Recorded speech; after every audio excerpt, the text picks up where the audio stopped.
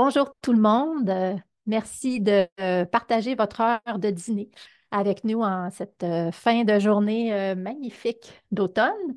Euh, alors, on est plus de 300 participants aujourd'hui. On était à peu près le même nombre hier.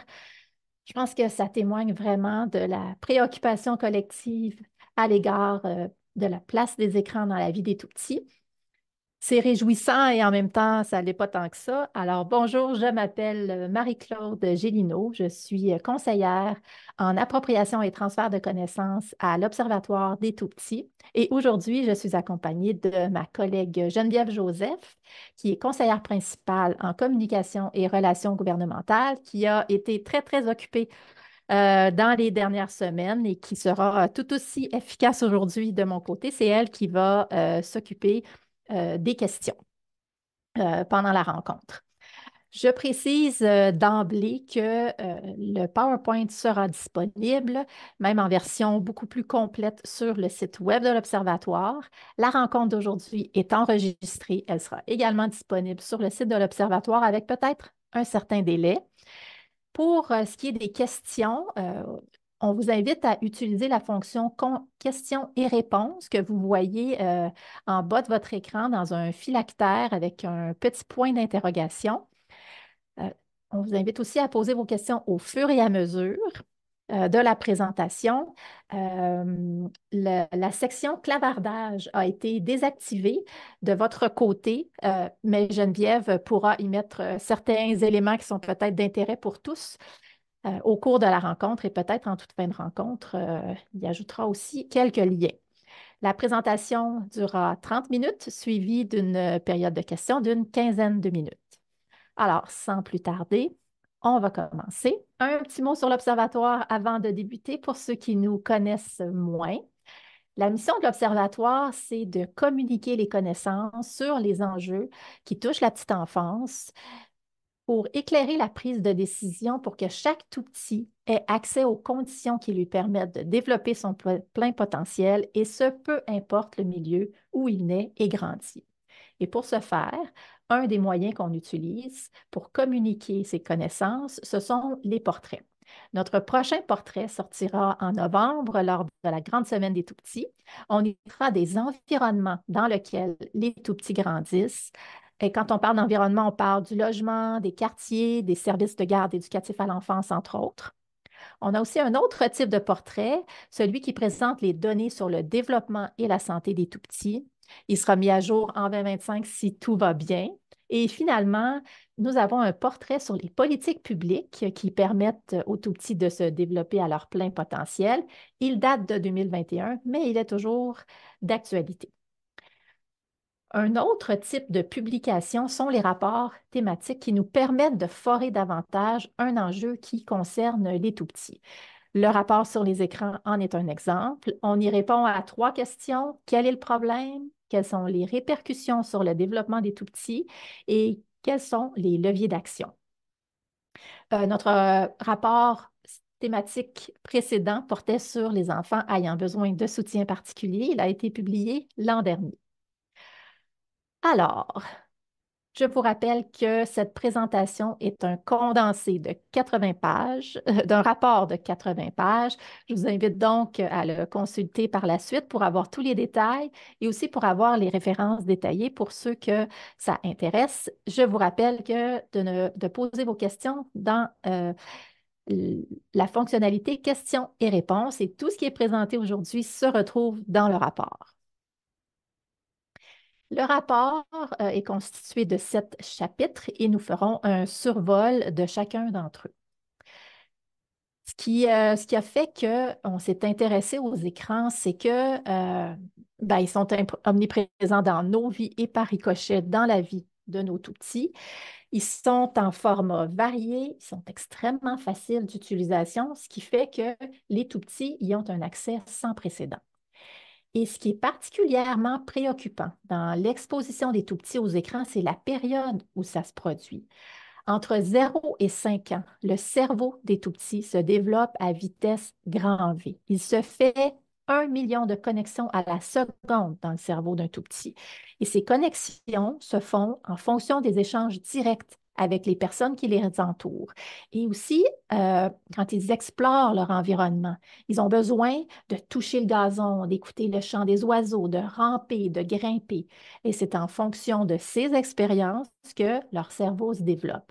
Donc, la petite enfance, c'est vraiment un moment charnière au cours duquel les enfants construisent les fondations pour leurs futurs apprentissages. Et le temps passé devant un écran peut prendre la place de ces occasions d'apprentissage et faire en sorte de les amener à être un petit peu moins préparés pour les apprentissages essentiels qui vont suivre. Ce qui m'amène au troisième point de cette diapo, que le temps perdu entre 0 et 5 ans pourrait avoir des répercussions à long terme. Par exemple, ça pourrait faire en sorte que quand il arrive à l'école, il n'a pas développé suffisamment les compétences nécessaires pour profiter pleinement de tout ce qu'il pourrait y apprendre. Un autre aspect préoccupant, c'est celui des habitudes de vie. Les habitudes acquises pendant la petite enfance, comme une activité sédentaire d'être assis devant un écran, sont susceptibles de se maintenir durant l'enfance, mais aussi durant les étapes suivantes de sa vie. Ce qui peut faire en sorte que la sédentarité entre 0 et 5 ans peut aussi faire en sorte que cette personne-là devienne un adulte sédentaire avec les risques que cela présente pour la santé. Et finalement, les tout-petits ne sont pas autonomes face aux écrans. Ils dépendent vraiment des décisions prises par les adultes qui s'en occupent. Donc, voilà pourquoi on doit se préoccuper de la présence des écrans dans la vie des tout-petits. Oui, mais Marie-Claude, me direz-vous, quelles sont les recommandations sur le temps d'écran? Alors, la Société canadienne de pédiatrie recommande pour les moins de 2 ans qu'ils ne soient pas exposés du tout à des écrans. Pour les 2 à 5 ans, la limite est fixée à 1 heure ou moins par jour devant un écran. Alors, si on voulait résumer là, simplement, moins de 2 ans, on évite, 2 ans et plus, on limite. Maintenant, dans quelle mesure les tout petits sont effectivement exposés aux écrans dans leur milieu de vie? On est déjà rendu au chapitre 3. Le temps d'écran des tout petits s'accumule tout au long de la journée. Ils peuvent être exposés aux écrans à la maison, mais aussi au service de garde éducatif et à l'école. Selon l'enquête québécoise sur le parcours préscolaire des enfants de maternelle, la moitié des enfants de maternelle 5 ans passaient 1 heure ou plus par jour devant un écran dans une journée typique. Plus précisément, 16% y passaient plus de 2 heures. Je vous disais, donc le temps s'accumule et comme ils y sont aussi exposés dans d'autres milieux de vie, ce n'est pas toujours facile de savoir exactement le temps d'exposition aux écrans. En ce qui concerne les services de garde éducatifs, ils sont encadrés par la loi sur les services de garde éducatifs qui définit les modalités d'utilisation des écrans. On y dit que le temps d'exposition ne devrait pas dépasser 30 minutes par jour. Il devrait être sporadique. Sporadique, ça veut dire un petit film court à Noël ou à l'Halloween. Un film de façon régulière le vendredi après-midi ne serait pas considéré comme sporadique. Et l'utilisation des écrans devrait aussi avoir un objectif pédagogique. On n'a pas de données pour le temps d'écran dans les services de garde ni sur les pratiques, c'est-à-dire on regarde quoi, on le regarde quand et on le regarde et quelle est l'intention dans l'usage de l'écran. En ce qui concerne l'école, les tout-petits de maternelle 4 et 5 ans peuvent être exposés aux écrans dans la classe, mais aussi en dehors de la classe.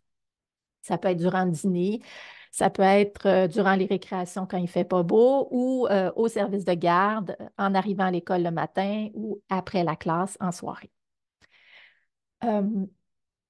Il n'y a pas de directive spécifique pour le primaire ou la maternelle, sauf une mention dans le document qui s'appelle La stratégie québécoise sur l'utilisation des écrans et la santé des jeunes 2022-2025 du ministère de la Santé et des Services sociaux. Ouf! Dans ce document, on y précise que les milieux éducatifs doivent éviter d'utiliser les écrans comme récompense ou pendant une activité comme la collation.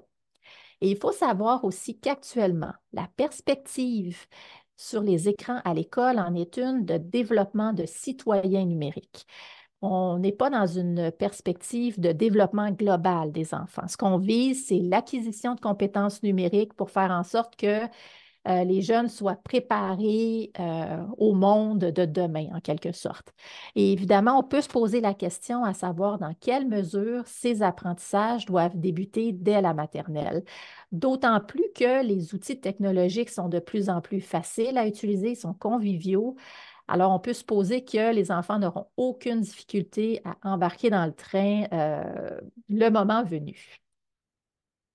Donc, considérant que les tout-petits apprennent presque exclusivement dans le monde réel, c'est quoi la valeur ajoutée des écrans à la maternelle et en service de garde? Et c'est pour ça qu'on introduit le principe de précaution. Le principe de précaution, il s'applique quand on a des preuves raisonnables qui indiquent qu'une situation pourrait générer des effets nocifs importants et que même si on n'a pas les informations scientifiques complètes, ça devrait être le moment d'appliquer certaines mesures. Justement, quels sont ces risques potentiels? Les écrans peuvent affecter la santé et le développement des tout-petits à plusieurs égards. D'abord, la vision. Les tout-petits sont particulièrement vulnérables, entre autres, parce que leur système oculaire est en plein développement, comme tant de choses dans leur petit corps. Il y a aussi un lien entre le temps d'écran et le nombre d'heures de sommeil. On sait aussi que chez les enfants de maternelle 5 ans, une plus grande utilisation des écrans est associée à un niveau d'activité physique moins élevé. En ce qui concerne le développement des enfants, il est vraiment affecté à plusieurs niveaux. La science nous indique, entre autres, que le langage peut être affecté par une trop grande exposition aux écrans. Le développement cognitif aussi. Le développement cognitif, là, c'est ce qui permet à l'enfant d'apprendre à se concentrer, à gérer ses émotions, ses comportements, à emmagasiner des connaissances. C'est là où il apprend à résoudre des problèmes. Ça inclut la mémoire, l'attention. On voit clairement que les fonctions cognitives sont un élément prédicteur de la réussite éducative et sont extrêmement importants. Or, ces fonctions-là sont influencées par l'exposition aux écrans. Euh, L'enquête québécoise sur le parcours préscolaire des enfants de maternelle révèle d'ailleurs que tous les domaines de développement peuvent être affectés par les écrans et que la proportion d'enfants qui sont de ma- je recommence, que la proportion d'enfants de maternelle 5 ans qui sont vulnérables dans au moins un domaine de développement augmente en fonction du temps d'écran. Pour chaque demi-heure, la vulnérabilité, chaque demi-heure supplémentaire d'exposition, la vulnérabilité augmente. Un petit mot sur le développement neurologique qui est quand même émergent comme domaine de recherche. Vous savez, au tout début, on a parlé des connexions dans le cerveau des tout-petits et à quel point leur cerveau a la capacité de modifier son fonctionnement, sa structure, selon l'environnement du tout-petit puis les expériences qu'il vit. Eh bien, la morphologie du cerveau peut être modifiée par une trop grande exposition aux écrans. Ah, ce qui m'amène à une parenthèse. Quand on parle d'une grande exposition aux écrans ou d'une surexposition aux écrans, ça signifie une exposition qui est supérieure aux recommandations que je vous ai parlé tout à l'heure. Donc, il y aurait des zones du cerveau qui, avec une surexposition aux écrans, se développeraient trop, tandis que d'autres ne se développeraient pas assez. Et les zones les plus sensibles sont celles qui sont impliquées dans le langage et dans les compétences émergentes en matière de lecture et d'écriture. Ce qui m'amène à vous parler de la réussite éducative, qui est influencée par de nombreux facteurs, dont le niveau de développement de l'enfant à la maternelle. Et on a vu tout à l'heure que l'enquête québécoise sur le parcours préscolaire des enfants de maternelle euh, nous indique que la proportion d'enfants de maternelle 5 ans qui sont vulnérables dans au moins un domaine de développement augmente en fonction du temps d'écran. Et là, on voit la donnée. Donc, si on regarde à droite de la diapositive, pour les enfants qui ont un temps d'écran de moins de 30 minutes par jour, alors il y en a 23 qui vont être vulnérables dans au moins un domaine de développement. Quand le temps d'écran augmente, et qu'on passe, par exemple, à 2 heures par jour, alors le nombre d'enfants vulnérables dans au moins un domaine de développement augmente à 38. Alors, la science est assez robuste et on voit il y a vraiment plus de risques que d'avantages sur le plan du développement d'être exposé aux écrans durant la petite enfance, ce qui nous amène à nouveau à mentionner le principe de précaution, c'est-à-dire de ne pas attendre et d'agir tôt. On a parlé, on passe au chapitre 5, dans lequel on s'intéresse à un autre pan des écrans, parce qu'à date, on a parlé de l'exposition des tout-petits aux écrans. Maintenant, on s'intéresse à l'utilisation des écrans par les adultes autour du tout-petit. Euh, c'est un champ de recherche émergent. On s'est intéressé à la technoférence parentale, c'est-à-dire celle-ci se produit quand la relation entre le parent et l'enfant est interrompue, même brièvement par la présence d'un écran. La science s'intéresse à la technoférence dans la perspective de relations parent-enfant, mais on a tous vécu de la technoférence, qu'elle soit amicale, familiale, conjugale, hein. C'est tous ces moments où les écrans s'immiscent entre nous et entravent la communication et les interactions, que ce soit, comme je disais, en couple, en famille ou entre amis. Alors, depuis quelques années, les chercheurs s'intéressent à ce bris de relation quand ça se passe entre le parent et l'enfant. Et ça peut arriver donc si un parent regarde son écran pendant un repas ou alors quand il interrompt son jeu avec le tout petit pour vérifier les notifications sur son téléphone, par exemple. On a une belle enquête qui nous donne des données là-dessus, l'enquête québécoise sur la parentalité, qui nous révèle que un parent sur 5, soit 20 des parents qui ont un enfant âgé entre 0 et 5 ans, qui sont très distraits par leurs écrans quand ils sont avec leurs enfants, ce qu'on appelle un niveau d'interférence élevé. On y apprend aussi que parmi les enfants de parents de 5 ans ou moins, il y en a la moitié qui trouvent qu'ils utilisent trop leur cellulaire quand ils passent du temps avec leur enfant. Il y en a presque 40 qui disent qu'il leur arrive de consulter leur téléphone alors qu'ils pourraient être en train d'interagir avec leur tout petit. Le tiers trouve difficile de ne pas regarder leur cellulaire quand ils sont avec leurs enfants. Et finalement, 18 pensent à ce qu'ils pourraient faire sur leur cellulaire ou aux messages qu'ils pourraient recevoir quand ils sont avec leurs enfants. La technoférence parentale, ce que la science semble démontrer, c'est qu'elle peut modifier les pratiques parentales et de façon générale réduire la quantité et la quantité des échanges que le parent a avec l'enfant. Ça aura donc des répercussions sur la sensibilité et l'attention du parent parce que le parent est captivé par son écran. Il est donc moins sensible et attentif aux besoins, aux demandes, aux émotions du tout petit. Et ces éléments-là sont essentiels pour le développement socio-affectif de l'enfant. Le développement cognitif et langagier sera aussi affecté parce que les parents, quand ils ont leur écran dans les mains et qu'ils le regardent, verbalisent moins. Ils utilisent des phrases plus simples, plus courtes. Euh, et les études démontrent d'ailleurs que les enfants dont les parents utilisent souvent les écrans en leur présence ont un vocabulaire moindre que les enfants dont les parents utilisent moins leur écran. Et finalement, bien sûr, la sécurité des tout-petits peut être mise à mal parce que les appareils captent notre attention.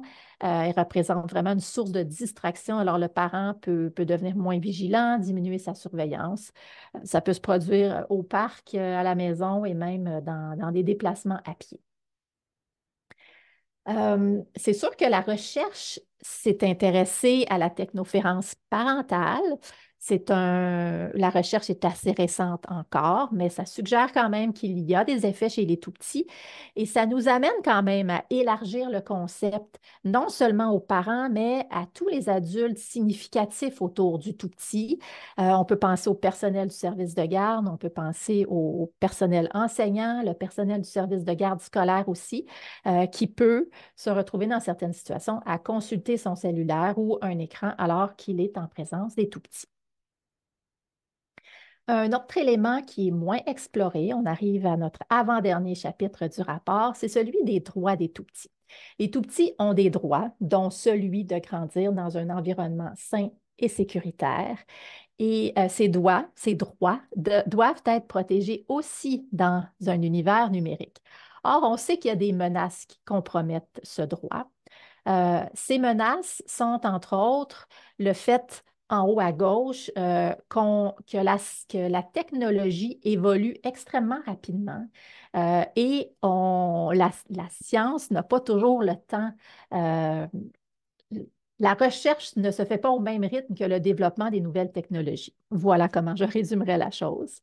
Euh, il y a aussi de l'exposition à la publicité au sein des jeux ou des plateformes. Au Québec, on a une loi qui interdit la publicité aux moins de 13 ans, mais c'est plus difficile d'appliquer la loi dans un univers où il n'y a pas de territorialité, où il n'y a pas de frontières. Il y a aussi, je passe dans la diapo en haut à droite, le manque de régulation de l'industrie des jeux vidéo, des applications, des plateformes qui ont des contenus, parfois des mécanismes qui ne sont pas adaptés aux tout petits, comme par exemple, on peut penser au déroulement infini. euh, Entre autres. Il y a la législation incomplète, bien sûr, sur la collecte, la protection des données personnelles. C'est quelque chose qui intéresse beaucoup les législateurs ces temps-ci. Il y a la méconnaissance des effets de l'exposition aux écrans de la part des parents et des autres adultes. Euh, de nombreux milieux, on a parlé de services de garde éducatifs, du milieu scolaire, mais aussi des intervenants du réseau de la santé et des services sociaux qui soutiennent les tout-petits et leurs familles. Et finalement, il y a des pratiques délétères pour le développement des tout-petits, dont celle de la présence des stratégies empruntées aux jeux de hasard et d'argent dans les jeux qui sont destinés aux tout-petits. On va en glisser quelques mots. Euh, la capacité des jeux vidéo à capter notre attention, ce n'est pas dû au hasard, ça ne dépend pas de la volonté des joueurs, quel que soit leur âge. Ils sont conçus comme ça, sous une apparence ludique. Il y a vraiment, ça camoufle des stratégies dites persuasives qui conditionnent les comportements des joueurs, là encore, quel que soit leur âge. Et l'objectif de ces stratégies-là, c'est de retenir l'attention pour augmenter le temps de connexion et la fréquence d'utilisation à ces jeux-là. Euh, il y a de nombreuses stratégies qui sont très similaires à celles que l'on retrouve dans les jeux de hasard et d'argent, comme les appareils de loterie vidéo. Et ces stratégies-là font partie du modèle économique des jeux vidéo et ça représente un risque pour le cerveau des tout-petits qui sont en plein développement. Et on est chanceux parce qu'au Québec, il y a une équipe de chercheurs qui a analysé le fonctionnement de près de 250 jeux gratuits qui sont très populaires auprès des enfants, dont des tout-petits de moins de 5 ans. Et les résultats de leur analyse révèlent qu'il y a effectivement des mécanismes de jeux de hasard et d'argent dans ces jeux. Donc, on initie les tout-petits à ce type de jeu avant même leur entrée à l'école. Et la science de la dépendance du jeu pathologique euh, nous révèle qu'une exposition précoce à ce type de jeu augmente le risque de dépendance à l'âge adulte. Donc, en ce qui concerne le droit des enfants, on peut vraiment se demander si c'est l'intérêt supérieur des enfants qui prime ou plutôt les intérêts commerciaux et financiers. Et dans cette perspective-là, les parents ne peuvent pas être les seuls gardiens du droit des tout-petits de grandir dans un environnement sain et sécuritaire. C'est vraiment une responsabilité collective qui implique, entre autres, les gouvernements qui, eux, ont le pouvoir d'agir en matière de loi et de réglementation. Oh, qu'elle est mignonne, cette petite qui vit sa vie d'enfant, les deux pieds dans la boîte. Euh, alors, on est rendu au chapitre 7 qui propose les leviers pour agir et ils sont nombreux. Ces leviers ont été recensés à partir de documents gouvernementaux, de la littérature scientifique, de discussions avec des experts et des chercheurs. Certaines initiatives sont déjà en place au Québec ou même ailleurs dans le monde. D'autres s'avèrent prometteuses et on vous les présente vraiment à titre d'inspiration. D'abord, je reviens sur cette idée de la responsabilité partagée entre les parents, le gouvernement, les services de garde, le milieu de la santé, le milieu scolaire, les entreprises numériques. Et cette responsabilité implique aussi la responsabilité d'agir tôt dès la petite enfance. Il y a 4 grandes catégories d'initiatives qui ont été identifiées. Regardons-les une après l'autre. D'abord, sensibiliser, informer et former toutes les personnes qui sont impliquées auprès des tout-petits, les parents, les gestionnaires de services de garde, le personnel éducateur, le personnel du réseau de la santé, les enseignants, comme je vous disais tout à l'heure.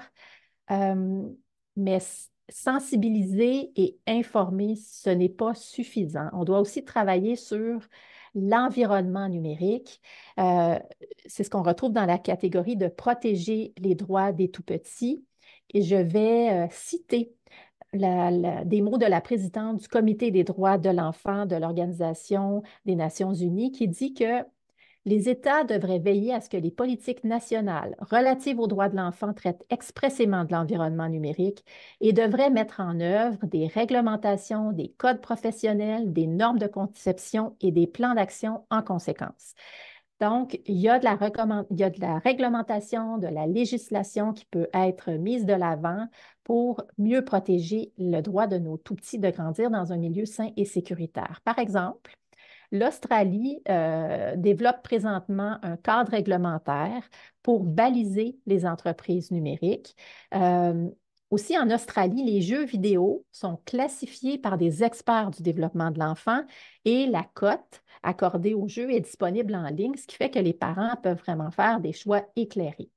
Alors, contrairement à ce qui se passe en Amérique du Nord, où c'est l'industrie elle-même qui s'autorégule, qui cote elle-même les jeux, et dans cette catégorisation, il n'y a pas de catégorie spécifique pour les 5 ans et moins, par exemple. Ensuite, bien sûr, favoriser l'adoption de saines habitudes de vie dès la petite enfance, parce qu'on a vu que ces habitudes-là ont tendance à perdurer dans le temps. Donc, ce qu'on voudrait favoriser la création et le maintien d'environnements qui permettent aux tout-petits d'être actifs, de jouer dehors. Ça peut contribuer à réduire la place que les écrans occupent à la maison, mais aussi dans les autres milieux de vie. D'ailleurs, on a constaté dans une étude que quand on augmente les espaces verts dans un quartier, on réduit aussi le temps d'écran. On peut aussi penser dans les services de garde ou à la maternelle. Il y a la pédagogie en interaction avec la nature qui fait en sorte que les tout-petits vont régulièrement dehors et font du jeu libre ou semi-structuré, s'inventent un monde imaginaire rempli de chevaliers avec des épées en branches et puis avec des catapultes fabriquées en bout de bois trouvés dans le chemin. Et aussi, bien sûr, continuer à offrir des activités en milieu municipal pour les familles et les tout-petits, et ça, idéalement, à faible coût. Et finalement, continuer à soutenir la recherche et documenter la situation. On a vu que dans certains milieux, on n'a pas de données qui nous permettent de, de mieux connaître la situation actuelle. Il y a aussi de continuer la recherche parce que ces informations-là sont précieuses pour la prise de décision éclairée. Alors, on a fait le tour de 80 pages en 30 minutes. Je conclurai en disant que la présence des écrans dans la vie des tout-petits, c'est une préoccupation grandissante. On est chanceux. On a la commission spéciale qui se tient présentement sur les écrans et tout le monde en est préoccupé. Les décideurs aussi s'en inquiètent, non seulement au Québec, mais partout dans le monde. C'est une préoccupation vraiment internationale. Les enfants dépendent principalement des adultes pour leur utilisation des écrans. Donc, il nous appartient donc à tous ceux qui sont concernés par le bien-être des tout-petits, d'agir pour minimiser les risques. Et ce qu'on souhaite vraiment, c'est d'avoir un milieu qui permette aux tout petits de vivre leur vie d'enfant, de jouer, de s'imaginer, de grimper et d'interagir avec des adultes significatifs. Alors voilà ce qui conclut le tour de notre portrait. Je me permettrai de vous inviter à donc consulter le rapport complet, mais aussi deux capsules vidéo qu'on retrouve aussi sur notre site qui sont animées par Julie Ringuette. Une première capsule avec un parent qui s'est impliqué dans le comité de parents et dans l'école de ses enfants, et aussi une autre capsule avec le docteur Fortin, spécialiste en neurodéveloppement et qui nous parle du développement du cerveau. Alors, voilà, je reprends mon souffle, puis on va passer à la période de questions. Je vais donc donner la parole à Geneviève qui pourrait nous donner la première question. Merci beaucoup, Marie-Claude. Donc, première question. Fait-on des distinctions chez les enfants quant aux effets par rapport au type d'activité effectuée devant les écrans? Par exemple, regarder une vidéo contrairement à jouer à un jeu, danser avec un tutoriel, etc. Effectivement, les effets des écrans dépendent pas seulement du temps d'écran. Donc, on doit penser au contexte dans lequel l'écran est utilisé. Euh, Certains éléments donc, peuvent venir mitiger les effets des écrans et d'autres vont augmenter les effets des écrans. Donc, quand je vous parlais du contexte, le fait, par exemple, de regarder un écran avec un tout petit et d'interagir avec lui sur le contenu, ça vient mitiger l'effet des écrans versus une utilisation autonome où l'enfant est dans son coin seul avec l'écran. La même chose, d'utiliser un écran pendant le repas ou avant le coucher va avoir des effets plus délétères. Le contenu aussi est un autre élément qui va venir influencer euh, les effets des écrans. C'est sûr qu'un contenu de qualité, malheureusement, il n'y a pas de critères qui nous permet de dire ceci est un contenu de qualité, mais aussi l'intention avec laquelle on le fait. Est-ce que c'est pour créer? Est-ce que c'est une émission comme on pourrait penser que Passe-Partout, c'est quand même différent de une autre émission qu'on pourrait trouver sur YouTube, par exemple. Fait que oui, le contenu pourrait influencer les écrans. Maintenant, quand je vous disais tout à l'heure que la recherche ne suit pas toujours le développement technologique, on fait juste regarder là, tous les types de contenus qui sont disponibles.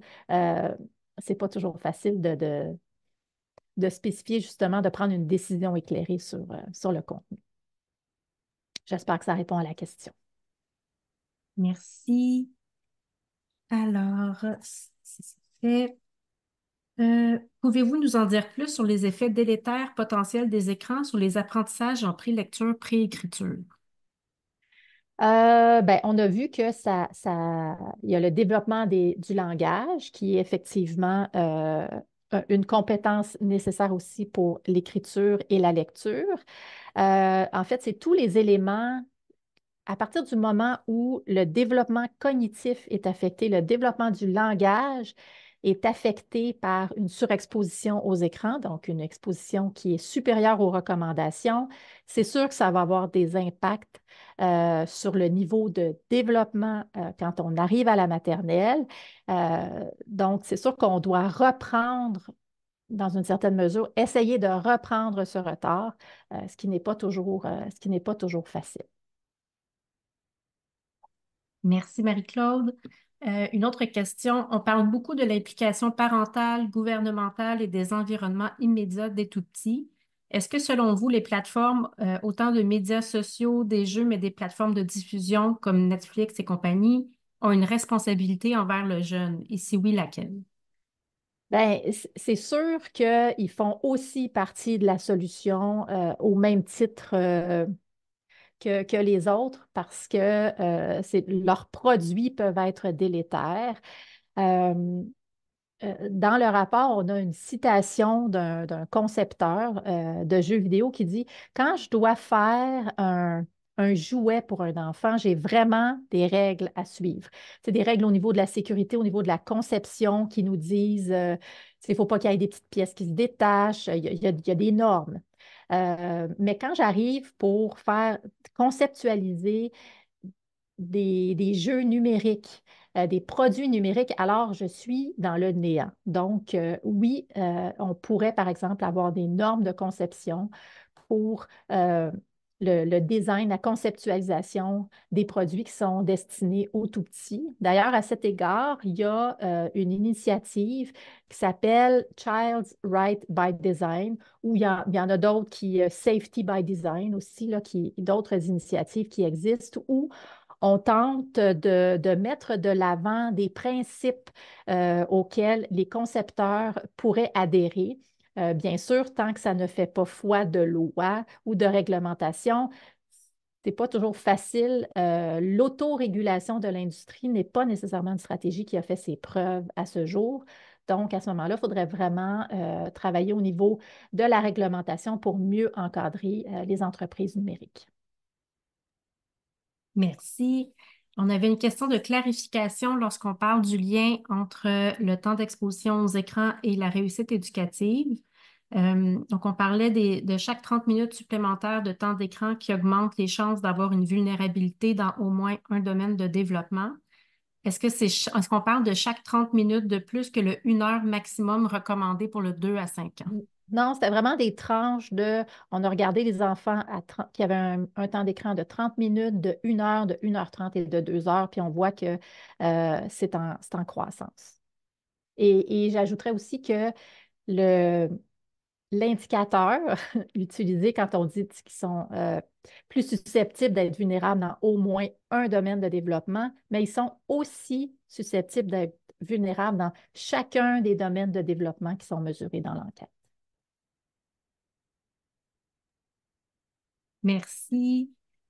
Alors, on va prendre peut-être une dernière question. Euh, je regarde parmi toutes les questions qu'on a reçues. Pas de problème.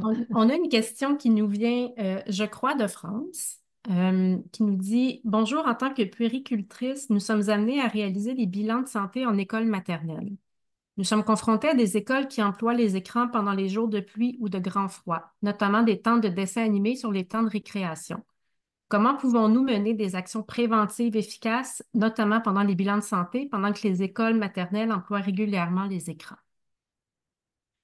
Eh bien, je pense que les mieux placés pour répondre à cette question-là, ce sont les acteurs du milieu scolaire. Dans notre cas, on a vu, par exemple, dans le cadre du plan de rattrapage où chacune des écoles là, avait des directives euh, il y avait des directives ministérielles, mais dans leur application, c'était propre à chaque école. Fait que je pense qu'effectivement, ici au Québec, on n'a pas de cadre encore, puis on n'a pas de cadre ni pour ce qui se passe dans la classe, ni pour ce qui se passe en dehors de la classe. Donc, je pense qu'un encadrement, des lignes directrices claires, euh, les, euh, les organisations internationales qui se sont intéressées à ça nous disent que, il faudrait que quand on l'utilise, des stratégies numériques, elles devraient avoir une valeur ajoutée par rapport au mode d'apprentissage traditionnel, donc sans écran, entre autres. Euh, donc, c'est ça, avoir des règles claires, ministérielles, et puis après ça, euh, que les écoles puissent voir comment ça s'applique dans chacun de leurs milieux. Merci. On aurait le temps pour une dernière. OK. Euh, Quelqu'un nous demande, est-ce que vous vous êtes penché sur l'utilisation des écrans comme moyen d'intervention, par exemple pendant les périodes d'attente ou pour faire cesser un comportement? Ben ça, c'est sûr que ce sont des méthodes efficaces à court terme, mais ce n'est pas rendre service aux tout petits parce qu'à long terme, ce qui arrive quand on utilise les écrans pour calmer, pour distraire un enfant justement dans des périodes d'attente, euh, l'enfant n'apprend pas à s'autoréguler. Quand on parlait tantôt là, des fonctions cognitives, entre autres, là, qui sont affectées par le temps d'écran, c'est-à-dire que ils n'apprennent pas justement à patienter, ils apprennent le seul moyen qu'ils ont pour réguler leurs émotions peut devenir l'écran. Donc, c'est une stratégie qui est efficace à court terme, mais à long terme, ça fait des enfants qui ont qui ont plus d'excès de colère, entre autres. Ça a été mesuré, puis même Je dirais même que pendant la pandémie, il y a une étude qui a mesuré chez les enfants qui avaient plus de temps d'écran, les enfants de 3-4 ans qui ont eu plus de temps d'écran pendant la pandémie semblent faire davantage de crises de colère à l'âge de 5 ans, et ce, même si on ne les utilise pas pour calmer. Alors, il n'y a pas vraiment d'effet, quand je disais tantôt, le type, l'intention avec laquelle on utilise l'écran avec un tout petit peut avoir des répercussions, soit augmenter les effets ou diminuer les effets. Quand on utilise un écran pour calmer ou pour distraire un enfant, ça aurait tendance à augmenter les effets délétères pour le tout petit. J'espère vraiment que je réponds correctement à vos questions. Merci, Marie-Claude. Euh, Une petite dernière? Peut-être une OK. petite dernière, oui, qui se répond rapidement, je crois. Lorsque notre enfant utilise sa tablette, par exemple, pour regarder des vidéos YouTube lui montrant à dessiner, l'enfant dessine ensuite. Devrions-nous calculer ses temps d'écran également dans le temps d'écran maximal? Oui, pour l'instant, il n'y a pas de. On n'a pas granulé, je dirais, le type de temps d'écran. Mais comme je disais tantôt, c'est sûr qu'il y a l'intention avec laquelle on utilise un écran. euh, Ça a une influence. Bien sûr, créer, c'est intéressant, mais on peut aussi apprendre à le faire sans écran. Il y a plein de livres qui existent là avec je dessine et puis on nous montre graduellement, on commence par un petit rond, puis on ajoute des petites oreilles, puis on ajoute les petites pattes, puis la petite queue. Alors, ce sont des activités qui se font aussi sans écran. Donc, je ne peux pas. Pour répondre clairement à votre question, non, on ne peut pas dire actuellement ça compte, ça compte pas. Ce que je peux vous dire toutefois, c'est que ça reste que c'est un écran, par exemple, qu'on utilise possiblement plus près des yeux. Il y a de la lumière bleue, donc il y a quand même d'autres aspects à considérer que seulement l'usage. Merci, Marie-Claude. Alors, ce qui clôt ce webinaire, 45 minutes pile, je vous remercie tous. Je vous souhaite un excellent vendredi et je vous rappelle que l'ensemble de ce dont on a discuté et qu'on vous a présenté aujourd'hui se retrouve sur le site de l'Observatoire des tout-petits. À bientôt.